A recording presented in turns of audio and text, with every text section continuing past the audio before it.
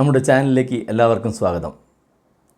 ഇന്നത്തെ വിഷയം ഒരുപാട് പേര് ആവശ്യപ്പെട്ടത് അവരുപയോഗിക്കുന്ന ആംപ്ലിഫയർ കംപ്ലൈൻ്റ് ആവുന്നു, അതുപോലെ അതിന് ലൗഡ് സ്പീക്കർ കരിഞ്ഞു പോകുന്നു. ഇതൊക്കെ എന്താണ് കാരണം? അതുപോലെ പുതിയൊരു ആംപ്ലിഫയർ തിരഞ്ഞെടുക്കുകയാണെങ്കിൽ എന്ത് വേണം?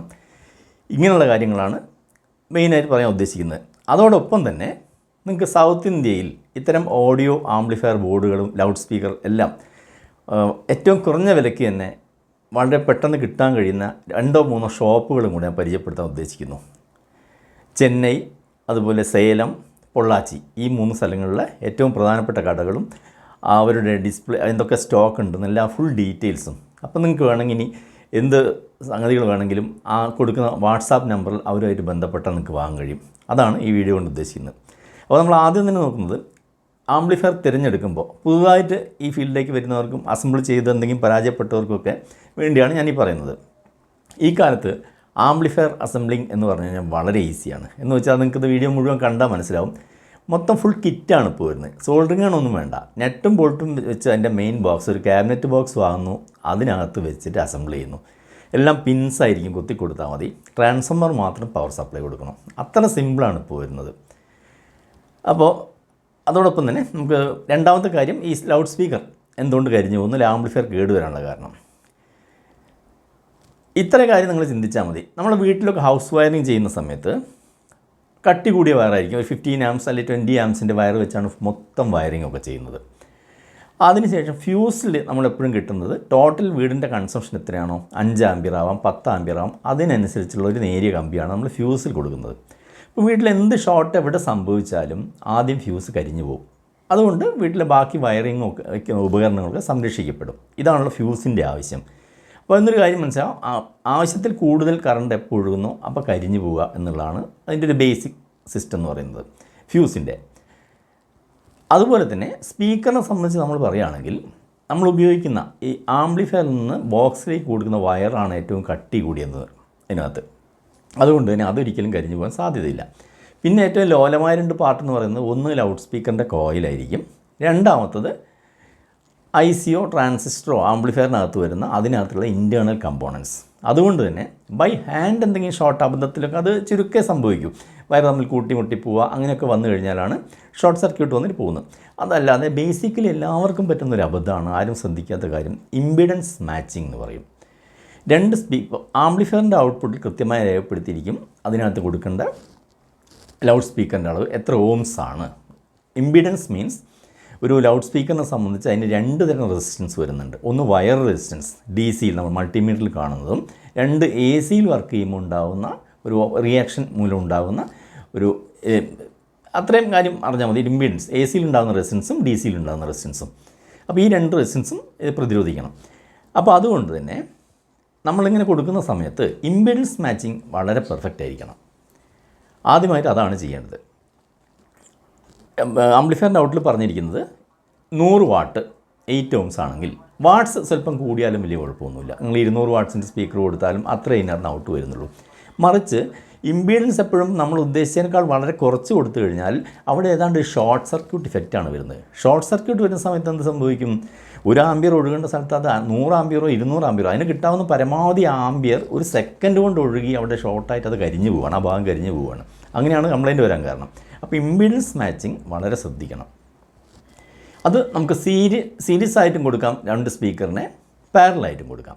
പാരലായിട്ട് കൊടുക്കുന്ന സമയത്ത്, പാരലൽ മീൻസ് ഞാൻ കൃത്യം കാണിച്ചു തരാം, അങ്ങനെ കണക്ഷൻ കൊടുക്കുന്നത് നിങ്ങൾക്ക് നേരിട്ട് കാണിച്ചു തരാം. പാരലൽ 2 8 ഓംസ് സ്പീക്കറുകളാണെങ്കിൽ 100 വാട്ട്സിൻ്റെ ഒരു ആംപ്ലിഫയർ നിങ്ങൾ തിരഞ്ഞെടുക്കുക. 50 വാട്ട്സിൻ്റെ 8 ഓംസിൻ്റെ 2 അല്ല വാങ്ങേണ്ടത്. സീരീസ് കൊടുക്കാനാണ് ഉദ്ദേശിക്കുന്നതെങ്കിൽ 4 ഓംസിൻ്റെ 2 വാങ്ങി സീരീസ് ചെയ്ത് കഴിഞ്ഞാൽ 8 ഓംസ് 50 + 50 100 വാട്ടായി കഴിഞ്ഞു. അതുപോലെ തന്നെ നിങ്ങൾക്കിനി 8 ഓംസാണ് അവൈലബിൾ, 8 ഓംസ് അവിടെ കിട്ടുന്നില്ലെങ്കിൽ 16 ഓംസ് ഉണ്ടെങ്കിൽ 16ൻ്റെ 2 പാരൽ ചെയ്ത് കഴിഞ്ഞാൽ 8 ഓംസായി മാറി. ഇങ്ങനെയാണ് ഇമ്പിഡൻസ് മാച്ചിങ് ചെയ്യുന്നത്. ഇമ്പിഡൻസ് മാച്ചിങ് ചെയ്ത് കൊടുത്തു കഴിഞ്ഞാൽ കംപ്ലയിൻറ്റിൻ്റെ സാധ്യത വളരെ കുറവാണ്. പിന്നെ മിക്കവാറും എല്ലാവരും ഉപയോഗിക്കുമ്പോൾ വാട്ട്സ് തിരഞ്ഞെടുക്കുന്ന കാര്യത്തിൽ നമ്മൾ ഉപയോഗിക്കുന്ന ആംപ്ലിഫയർ ഉപയോഗിക്കുന്ന സ്ഥലം, വീട് ഓടിട്ട വീടാണോ, അല്ലെങ്കിൽ RC റൂഫിംഗ് ആണോ, അതല്ലെങ്കിൽ കാറിനകത്താണോ, ഏരിയ എത്ര വരുന്നുണ്ട്, അപ്പോൾ നിങ്ങൾക്കറിയാമല്ലോ ഏകദേശം അവിടെ എത്ര വോളിയമാണ്. അതിനനുസരിച്ച് വേണം ആംപ്ലിഫയർ തിരഞ്ഞെടുക്കാൻ. വെറുതെ ഒരുപാട് വാട്ട്സ് കൂട്ടി വെച്ചുകൊണ്ട് ശബ്ദ മാധുര്യം കൂടുകയൊന്നുമില്ല. അത് വെറുതെ ഒരു തോന്നൽ മാത്രമാണ് അതിനകത്ത്. മറിച്ച് ഒരു ബസ്സിനകത്താണ്, ഒരു ഓപ്പൺ എയറിൽ പോകുന്ന ബസ്സിന് വളരെ കൂടിയ വാട്ട്സ് വേണം. കാരണം അവിടെ വാഹനത്തിൻ്റെ ശബ്ദത്തിനൊക്കെ ഡെസിബെല്ലിലാണ് നമ്മൾ യൂണിറ്റ് അളക്കുന്നത്. അത്രയും ഡി ബിനെ അത് ഓവർടേക്ക് ചെയ്യണമെങ്കിൽ അതിനേക്കാൾ കൂടിയ വാട്ട്സ് വേണ്ടി വരും. മറിച്ച് ശാന്തമായൊരു അന്തരീക്ഷത്തിലൊക്കെയാണ് ഇരിക്കുന്നതെങ്കിൽ നമുക്ക് അത്ര വാട്ട്സ് ആവശ്യമില്ല. അപ്പോൾ അതിനനുസരിച്ച് നിങ്ങൾ തിരഞ്ഞെടുക്കുക. പിന്നെ ഇതെവിടെ കിട്ടും എന്നുള്ളതാണ്. കിട്ടുന്ന കാര്യത്തിന് ഞാൻ വിശദമായിട്ട് അതിൻ്റെ കംപ്ലീറ്റ് അവരുടെ ഷോറൂമിൻ്റെ ഡീറ്റെയിൽസ് എല്ലാം കാണിച്ചു തരാം. നിങ്ങൾക്ക് അവരുമായിട്ട് ബന്ധപ്പെടാം, വിലക്കുറവുണ്ടോ എന്ന് അന്വേഷിച്ച് നോക്കാം, ചെയ്യാൻ കഴിയും. അടുത്ത് നമുക്ക് ലൗഡ് സ്പീക്കർ എങ്ങനെയാണ് സെറ്റ് ചെയ്യുന്നതെന്ന് നോക്കാം. ഇതുപോലെ നിങ്ങൾക്ക് പോസിറ്റീവും നെഗറ്റീവും മാർക്ക് ചെയ്യാത്തൊരു പഴയ സ്പീക്കറാണെന്ന് വിചാരിക്കുക. പുതിയതിനകത്തൊക്കെ തീർച്ചയായിട്ടും മാർക്ക് ചെയ്ത് കാണും. കണ്ടുപിടിക്കണമെങ്കിൽ ജസ്റ്റ് ഇതുപോലെ 2 വയർ സോൾഡർ ചെയ്തതിന് ശേഷം ഒരു ചെറിയൊരു പേപ്പറിൻ്റെ എന്തെങ്കിലും ഒരു റോള്, ചെറിയൊരു പീസ് ഓഫ് പേപ്പറുടെ ബോൾ പോലെ ഇതിനകത്ത് ഇട്ട് കൊടുക്കുക. അതിനുശേഷം ബാറ്ററിയാണ് ഉപയോഗിക്കുന്നതെങ്കിൽ ഇതിനകത്ത് ഇവിടെ നെഗറ്റീവും കാണും പോസിറ്റീവും കാണും. ആദ്യം ഒരു വയർ ഇതിനകത്ത് കൊടുക്കുക, ഒരു സെക്കൻഡ് മാത്രം, അധികം നേരം പിടിക്കുന്നത്, ജസ്റ്റ് ഇങ്ങനെ തൊട്ട് നോക്കുക. അതുപോലെ ഈ ബോൾ മുകളിലേക്ക് പൊങ്ങി വരണം പേപ്പർ. അപ്പോൾ അതിനാണ് പോസിറ്റീവ് വയർ കണ്ടുപിടിക്കുന്ന വിധം. ഇപ്പോൾ പവർ സപ്ലൈ ആണെങ്കിൽ നോക്കുക, അതിനകത്ത് ചുവപ്പ് പോസിറ്റീവും ബ്ലാക്ക് നെഗറ്റീവുമാണ്. ആദ്യം നെഗറ്റീവിൽ കൊടുത്ത് നോക്കുന്നു. കുറച്ചുകൂടെ വോൾട്ടേജ് കൂടുതലുണ്ട്, 9 വോൾട്ട് 12 വോൾട്ട് ഒന്നും കൂടെ, ജസ്റ്റ് ഒന്ന് തൊട്ട് നോക്കാം.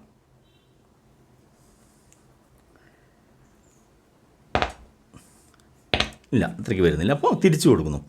ഈ വയർ കൊടുത്തിട്ട് ഇപ്പം മുകളിലേക്ക് കറക്റ്റ് വരുന്നുണ്ട് പേപ്പർ. അപ്പോൾ ഇതാണ് ഈ ചോപ്പിൽ തൊട്ട് ഇതാണ് പോസിറ്റീവ്. ഇതിനകത്ത് പോസിറ്റീവ് എന്ന് മാർക്ക് ചെയ്യുക. അപ്പോൾ ഇതിൻ്റെ പോസിറ്റീവ് കണ്ടുപിടിച്ചു. ഇതുപോലെ സ്പീക്കറിൻ്റെ കണ്ടുപിടിക്കുക. ഇനി അടുത്ത് പാരലൽ ആൻഡ് സീരീസ് കണക്ഷൻ എങ്ങനെ കൊടുക്കുന്നതാണ്. പാരലൽ കണക്ഷൻ കൊടുക്കുന്ന സമയത്ത് ഇത് 8 ohmസും ഇത് 8 ohmസും ആണെങ്കിൽ ഇതിൻ്റെ ഒരു വയറും ഇതിൻ്റെ ഒരു വയറും കൂടി ആംപ്ലിഫയറിലേക്ക് കൊടുക്കുന്നു. നെഗറ്റീവിന് ഭാഗത്ത് കൊടുക്കുന്നു. ഇതിൻ്റെ രണ്ടാമത്തെ വയർ രണ്ടും അടുത്ത പോസിറ്റീവ് നെഗറ്റീവ് മാർക്ക് ആംപ്ലിഫയറിലേക്ക് കൊടുക്കുന്നു.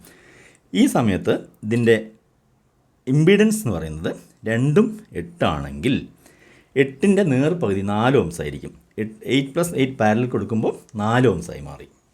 ഇനി സീരീസ് കണക്ഷൻ എന്ന് പറയുന്ന സമയത്ത് ഇതിൻ്റെ ഒരു പോസിറ്റീവും നെഗറ്റീവും കൂടി നമ്മൾ സോൾഡർ ചെയ്ത് ഇവിടെ ഇൻസുലേറ്റ് ചെയ്ത് മാറ്റുന്നു. പിന്നെ ആകെ 2 വയറാണ് ഓരോ സ്പീക്കറിൻ്റെയും വരുന്നത്. ഇതാണ് ആംപ്ലിഫയറിലേക്ക് കൊടുക്കുന്നത്. ഇങ്ങനെ കൊടുക്കുന്ന സമയത്ത് ഇതിൻ്റെ ഇമ്പിഡൻസ് ഇത് 8 ആണെങ്കിൽ 16 ohms ആയി മാറും. ഡബിളായി നേരെ വർദ്ധിച്ചു. പാരലൽ കൊടുക്കുന്ന സമയത്ത് നേർപകുതിയായി ചുരുങ്ങും. അതുപോലെ ഇതിൻ്റെ ഏതെങ്കിലും ഒരു സ്പീക്കർ വർക്ക് ചെയ്തില്ലെങ്കിലും ഒന്ന് വർക്ക് ചെയ്യും. സീരീസിൽ കൊടുക്കുന്ന സമയത്ത് വർദ്ധിക്കും. 8+8 16 ohms ആയി മാറും. 2 4 ohms ആണെങ്കിൽ 8 ohms ആയി മാറും, വർദ്ധിക്കും. പക്ഷേ ഈ സമയത്ത് വർക്ക് ചെയ്യുമ്പോൾ ഒരു സ്പീക്കറിന് കംപ്ലയിൻറ്റ് വന്നാൽ മറ്റേ വർക്ക് ചെയ്യില്ല. ഇങ്ങനെയാണ് പാരലൽ ആൻഡ് സീരീസ് കണക്ഷൻ കൊടുത്തുകൊണ്ട് ഇമ്പിഡൻസ് മാച്ച് ചെയ്യിക്കുന്നത്. നമ്മുടെ സബ്സ്ക്രൈബേഴ്സിന് ഒരുപാട് പേർക്കുള്ള സംശയമാണ് ഇത്തരം ഓഡിയോ ബോർഡുകൾ 5.1, 7.1, 100 വാട്ട്സ് ആംപ്ലിഫയർ, 500 വാട്ട്സ് ആംപ്ലിഫയർ, നല്ല നല്ല കമ്പനികളുടെ സ്പീക്കറുകൾ, ഇങ്ങനെയുള്ള പല സാധനങ്ങളും വേണമെന്ന് ആഗ്രഹമുണ്ട്. അതുകൊണ്ട് തന്നെ അവർക്കത് സത്യത്തിൽ സൗത്ത് ഇന്ത്യ ഭാഗത്ത് ഏറ്റവും നല്ല മാനുഫാക്ചേഴ്സ് ആരാണ്, എവിടുന്ന് വാങ്ങാൻ കഴിയും, ഓൺലൈനാണോ നേരിട്ടാണോ, ഇങ്ങനെ ഒരുപാട് സംശയം പറഞ്ഞുകൊണ്ടാണ് ഞാനിങ്ങനെ ഒരു ഷോപ്പ് പരിചയപ്പെടുത്തേണ്ടി വന്നത്. ഒരു ഷോപ്പ് എന്ന് പറഞ്ഞുകൂടാ, ഞാൻ സൗത്ത് ഇന്ത്യയിൽ തന്നെ പ്രധാനപ്പെട്ട 3 ഷോപ്പുകളാണ് പരിചയപ്പെടുത്തുന്നത്. അതിൽ ഒന്നാമതായി പറയാൻ പറ്റുന്നത് നമുക്ക് ചെന്നൈ ശക്തി ഓഡിയോസ് എന്ന് പറയും. നിങ്ങൾ നെറ്റിൽ സെർച്ച് ചെയ്താൽ മതി, shakti-audios.com എന്നടിച്ചു കഴിഞ്ഞാൽ നിങ്ങൾക്ക് അതിൻ്റെ എല്ലാ പ്രോഡക്റ്റും കാണാൻ കഴിയും. അതുപോലെ തന്നെ തൊട്ടടുത്ത് നിൽക്കുന്നത് പിന്നെ ലീഡ് ചെയ്യുന്നതാണ് സേലത്ത് കുമാർ ഓഡിയോസ് എന്ന് പറയും. അവരും ഒരുപാട് ഓഡിയോ ബോർഡുകളും മറ്റും അസംബിൾ ചെയ്യുന്നുണ്ട്. അപ്പോൾ അതിനേക്കാൾ ഉപരി കേരളത്തിലുള്ളവരെ സംബന്ധിച്ച് ഏറ്റവും കൂടുതൽ വാങ്ങാൻ എളുപ്പം എന്ന് പറയുന്നത് എനിക്ക് തോന്നുന്നത് പൊള്ളാച്ചി ആയിരിക്കും. പൊള്ളാച്ചി എന്ന് പറയുന്നത് കേരളത്തിൻ്റെ തെക്ക് ഭാഗത്തുള്ളവർ, അതായത് തിരുവനന്തപുരം മുതൽ തൃശ്ശൂർ വരെയുള്ളവർക്ക് തൃശ്ശൂർ വന്നതിന് ശേഷം അവിടെ നിന്ന് നേരിട്ടുള്ള ബസ്സിൽ 97 കിലോമീറ്റർ പോയി കഴിഞ്ഞാൽ പൊള്ളാച്ചി ബസ് സ്റ്റാൻഡിലെത്താം. അതുപോലെ കേരളത്തിൻ്റെ വടക്ക് ഭാഗത്തുള്ളവർ കാസർഗോഡ് മുതൽ ഏതാണ്ട് മലപ്പുറം ഭാഗം വരെയുള്ളവർക്ക് പാലക്കാട് വന്നു കഴിഞ്ഞാൽ അവിടുന്ന് വെറും 47 കിലോമീറ്റർ മാത്രമേ ഉള്ളൂ പൊള്ളാച്ചിയിലേക്ക്. ഇഷ്ടംപോലെ ബസ്സൊക്കെ ഉള്ള സ്ഥലമാണ്. അതായിരിക്കും നല്ലതെന്ന് തോന്നുന്നു. പൊള്ളാച്ചി ബസ് സ്റ്റാൻഡിൽ നിന്ന് വെറും 1.5 കിലോമീറ്റർ അകലത്താണ് ഞാൻ ഈ പറയുന്ന ബിസ്മി ഓഡിയോ വേൾഡ് എന്ന സ്ഥാപനം. അവരുടെ പ്രത്യേകത എന്ന് പറഞ്ഞു കഴിഞ്ഞാൽ ഞാൻ മുൻപ് പറഞ്ഞ കുമാർ ഓഡിയോസിൻ്റെതാവട്ടെ ശക്തി ഓഡിയോസിൻ്റെ ആവട്ടെ അവരെ ബോർഡും കൂടാതെ ഇവരെ ബിസ്മി പ്രോഡക്ട്സും 3ഉം കൂടെ ചേർന്ന് അവർ സെയിൽസ് ചെയ്യുന്നുണ്ട്. ഒരുവിധം തമിഴ്നാട്ടിലെ മിക്കവാറും ജില്ലകളിലേക്കും അന്യ സംസ്ഥാനങ്ങളിലേക്കൊക്കെ നിരവധി ബോർഡുകളും സൗണ്ട് ബോക്സ് ഓഡിയോ സംബന്ധമായ എല്ലാ സ്പീക്കേഴ്സ് എല്ലാം അവിടെ നിന്ന് കയറ്റി പോകുന്നുണ്ട്. അതുകൊണ്ട് തന്നെ ഒരു കൊള്ളാവുന്ന ലീഡിംഗ് മാനുഫാക്ചർ എന്നുള്ള നിലയ്ക്ക് നമ്മുടെ സബ്സ്ക്രൈബേഴ്സിന് തീർച്ചയായിട്ടും അവിടുന്ന് പരമാവധി വില കുറഞ്ഞു കിട്ടും. സിംഗിൾ ബോർഡ് വാങ്ങുകയാണെങ്കിൽ പോലും മറ്റുള്ളവരെ അപേക്ഷിച്ച് കമ്പയർ ചെയ്യുന്ന സമയത്ത് തീർച്ചയായിട്ടും നിങ്ങൾക്ക് കുറവായിരിക്കും. കൂടാതെ ക്വാണ്ടിറ്റി കൂടുതൽ എടുക്കുമ്പോൾ അതിന് പ്രത്യേക ഡിസ്കൗണ്ടും അവർ കൊടുക്കുന്നുണ്ടെന്ന് തോന്നുന്നു. എന്താണെങ്കിലും നിങ്ങൾക്ക് അതിൻ്റെ ഇവിടെ കൊടുത്തിരിക്കുന്ന വാട്സാപ്പ് നമ്പറിലേക്ക് ബന്ധപ്പെട്ട് കഴിഞ്ഞാൽ അതിൻ്റെ ഓണർ മിസ്റ്റർ അബ്ദുൾ റഷീദ് അദ്ദേഹവുമായി ബന്ധപ്പെടാവുന്നതാണ്, നിങ്ങൾക്ക് വാങ്ങാവുന്നതാണ്. A to Z എല്ലാം ഒരു കുടക്കീഴിൽ തന്നെ കിട്ടും എന്നുള്ളതാണ് ഇതിൻ്റെ ഒരു പ്രത്യേകത. ഞാൻ നോക്കിയെടുത്തോളം നമ്മുടെ ഓഡിയോ ഇഷ്ടപ്പെടുന്ന അല്ലെങ്കിൽ സാധനങ്ങൾ വാങ്ങാൻ ആഗ്രഹിക്കുന്ന അവർക്കൊക്കെ ഇത്തരത്തിലുള്ളൊരു ഷോപ്പ് പരിചയപ്പെടുന്ന വലിയ പ്രയോജനപ്പെടും തോന്നുന്നു. അല്ലാതെ നിങ്ങൾക്ക് നെറ്റ് വഴി സെർച്ച് ചെയ്തുകൊണ്ട് കണ്ടുപിടിക്കാവുന്നതാണ്. 2 നിലകളിലായി ക്രമീകരിച്ചിരിക്കുന്ന ഇവരുടെ സ്ഥാപനത്തിൽ മുകൾ വശത്താണ് ഗോഡൗൺ ഉള്ളത്. താഴെ ഡിസ്പ്ലേ ബോർഡിൽ അവർ ചെയ്യുന്ന എല്ലാ പ്രോഡക്റ്റുകളും നിരവധി ഇങ്ങനെ അടുക്കി വെച്ചിരിക്കുന്നു. കൂടാതെ 3-4 സ്റ്റാഫ് ഇരുന്ന് അസംബിൾ ചെയ്തുകൊണ്ടിരിക്കുന്ന നിങ്ങൾക്ക് കാണാൻ കഴിയും. ബോക്സുകൾ നിർമ്മിക്കുന്ന മറ്റൊരു വിഭാഗമുണ്ട്. അതുപോലെ ട്രാൻസ്ഫോമർ വൈൻഡ് ചെയ്യുന്ന വിഭാഗമുണ്ട്. ഏത് ആംബിയറുള്ള ട്രാൻസ്ഫോമർ 10-500 എണ്ണം നിങ്ങൾക്ക് എപ്പോൾ വേണമെങ്കിലും പെട്ടെന്ന് അവിടെ സ്റ്റോക്ക് ഉണ്ടാവുമെന്ന് എനിക്ക് കണ്ടതെന്ന് മനസ്സിലാക്കാൻ കഴിഞ്ഞത്.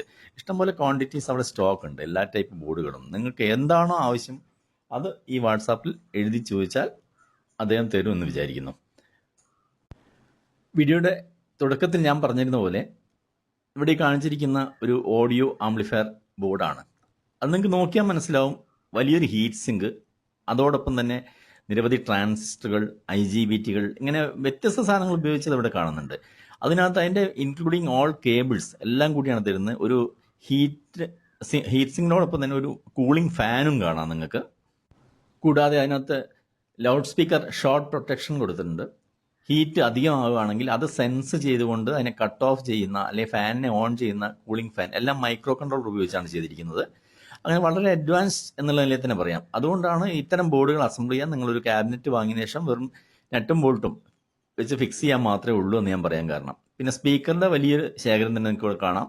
മിക്കവാറും എല്ലാ കമ്പനികളുടെ ഉണ്ട്. പയനിയർ, ഫിലിപ്സ്, അങ്ങനെ ഒരു കണ്ടമാനം പേര് കാണുന്നുണ്ട്. അപ്പോൾ അതിൻ്റെ എല്ലാതരം വാട്സുകളും ഉണ്ട്.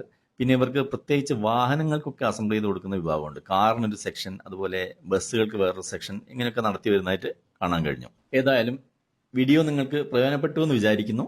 വീണ്ടും നല്ലൊരു വീഡിയോയുമായി കാണുന്നവരെ ഗുഡ് ബൈ.